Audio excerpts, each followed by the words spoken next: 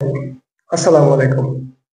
Global টি-20 super লিগে সৌম্য সরকারের ৮৬ run ৫৪ বলে, যেখানে ছিল ৫টে ৬ মার এবং ৭টে ৪ মার। এটাকে আপনারা কি ইনিংস বলবেন? বিধ্বংসী ইনিংস নাকি সাইক্লোন নাকি হ্যারিকেন? আমি বলবো বিধ্বংসী ইনিংস। এরকম বিধ্বংসী ইনিংস তিনি ভোর বেশি খেলেন। কিভাবে? আমি আপনাকে বলে দিচ্ছি।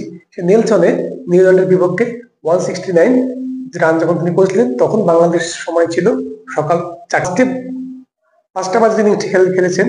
ওটাও ৮৬ রানের যে ইনিংসটি, ওটাও ছিল কিন্তু ভোর রাত, সকাল ৫টা। তার মানে তিনি ভোর রাতে ইনিংসগুলি বেশি ভালো খেলেন, যখন বাংলাদেশ মানুষ ঘুমিয়ে থাকে। তাহলে কি ভোরাতি খেলাগুলো সবগুলো খেলাগুলো হবে? না, তা তো আর হয় না। ভোরাত ছাড়া তিনি অনেক পরিশ্রম করেছেন, পরিশ্রমের ফলগুলো তিনি পাচ্ছেন। আর এভাবেই ফিরে আসা যায়, যেটা সৌম্য সরকার ফিরে আসছেন। তিনি কঠোর পরিশ্রম করেছেন, পরিশ্রমের ফল। এজন্য একটা ক্রেডিট কিন্তু একজন লোককে দিতেই হবে, তিনি হচ্ছেন হাথুর সিং এ। সে ভদ্রলোক, জেন্টলম্যান। তার হাত ধরেই আসলে সৌম্য সরকারের এই কামব্যাক ফিরে আসুক ক্রিকেট দলের জন্য অবশ্যই একটি বড় সুখবর।